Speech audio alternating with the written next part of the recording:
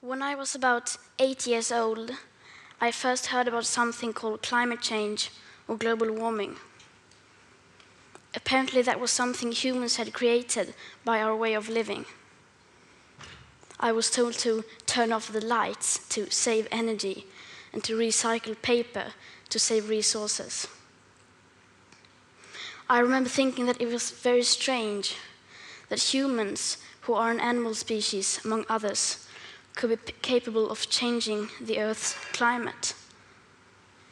Because if we were, and if it was really happening, we wouldn't be talking about anything else. As soon as you turn on the TV, everything would be about that. Headlines, radio, newspapers. You would never read or hear about anything else, as if there was a world war going on. But no one ever talked about it. If burning fossil fuels was so bad that it threatened our very existence, how could we just continue like before? Why were there no restrictions? Why wasn't it made illegal? To me, that did not add up. It was too unreal. So when I was 11, I became ill. I fell into depression. I stopped talking, and I stopped eating. In 2 months, I lost about 10 kilos of weight. Later on, I was diagnosed with Asperger's syndrome, OCD, and selective mutism. That basically means I only speak when I think it's necessary. Now was one of those moments.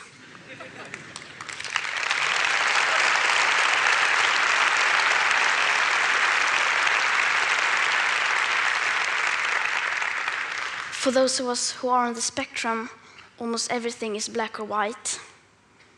We aren't very good at lying, and we usually don't enjoy participating in the social game that the rest of you seem so fond of. I think in many ways that we autistic are the normal ones, and the rest of the people are pretty strange. Especially when it comes to the sustainability crisis, where everyone keeps saying that climate change is an existential threat and the most important issue of all, and yet they just carry on like before. I don't understand that, because if the emissions have to stop, then we must stop the emissions. To me, that is black or white. There are no gray areas when it comes to survival. Either we go on as a civilization or we don't. We have to change. Rich countries like Sweden need to start reducing emissions by at least 15% every year. And that is so that we can stay below a 2-degree warming target. Yet, as the IPCC have recently demonstrated, aiming instead for 1.5 degrees Celsius would significantly reduce the climate impacts. But we can only imagine what that means for reducing emissions. You would think the media and every one of our leaders would be talking about nothing else, but they never even mention it. Nor does anyone ever mention the greenhouse gases already locked in the system, nor that air pollution is hiding a warming, so that when we stop burning fossil fuels, we already have an extra level of warming, perhaps as high as 0.5 to 1.1 degrees Celsius. Furthermore, does hardly anyone speak about the fact that we are in the midst of the 6th mass extinction, with up to 200 species going extinct every single day. That the extinction rate is today between 1,000 and 10,000 times higher than what is seen as normal. Nor does hardly anyone ever speak about the aspect of equity or climate justice, clearly stated everywhere in the Paris Agreement, which is absolutely necessary to make it work on a global scale. That means that rich countries need to get down to 0 emissions within 6 to 12 years with today's emission speed.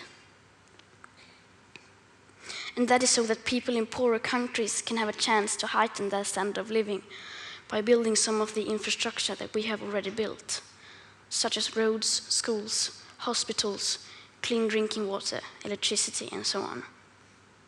Because how can we expect countries like India or Nigeria to care about the climate crisis if we, who already have everything, don't care even a second about it or our actual commitments to the Paris Agreement? So, why are we not reducing our emissions? Why are they in fact still increasing? Are we knowingly causing a mass extinction? Are we evil? No, of course not. People keep doing what they do because the vast majority doesn't have a clue about the actual consequences of our everyday life. And they don't know the rapid changes required. We all think we know, and we all think everybody knows, but we don't. Because how could we? If there really was a crisis, and if this crisis was caused by our emissions, you would at least see some signs. Not just flooded cities, tens of thousands of dead people, and whole nations leveled to piles of torn down buildings.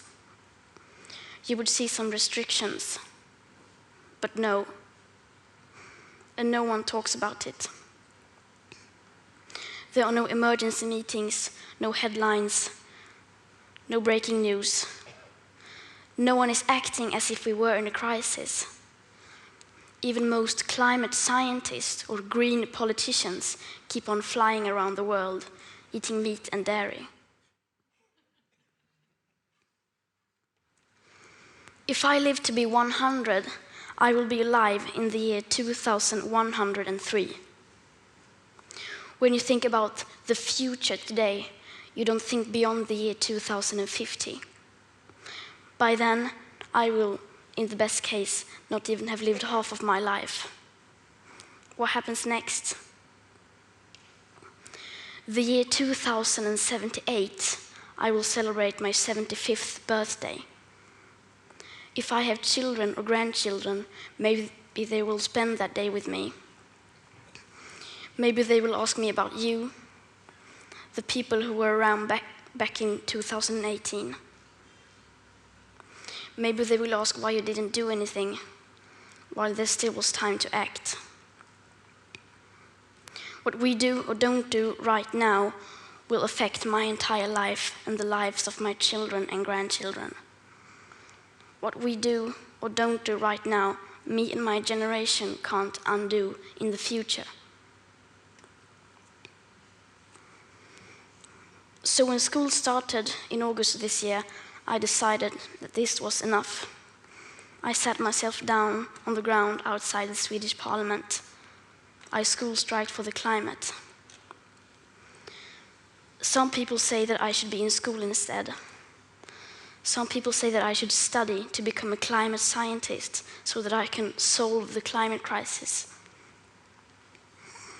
But the climate crisis has already been solved. We already have all the facts and solutions. All we have to do is to wake up and change. And why should I be studying for a future that soon will be no more, when no one is doing anything whatsoever to save that future? And what is the point of learning facts within the school system, when the most important facts given by the fine science of that same school system clearly means nothing to our politicians and our society? Some people say that Sweden is just a small country and that it doesn't matter what we do. But I think that if a few children can get headlines all over the world just by not going to school for a few weeks, imagine what we could all do together if we wanted to. Now we're almost at the end of my talk. And this is where people usually start talking about hope. Solar panels, wind power, circular economy, and so on. But I'm not going to do that. We've had 30 years of pep talking and selling positive ideas. And I'm sorry, but it doesn't work. Because if it would have, the emissions would have gone down by now. They haven't. And yes, we do need hope. Of course we do. But the one thing we need more than hope is action. Once we start to act, hope is everywhere. So instead of looking for hope, look for action. Then, and only then, hope will come. Today, we use 100 million barrels of oil every single day. There are no politics to change that. There are no rules to keep that oil in the ground. So we can't save the world by playing by the rules, because the rules have to be changed. Everything needs to change, and it has to start today. Thank you.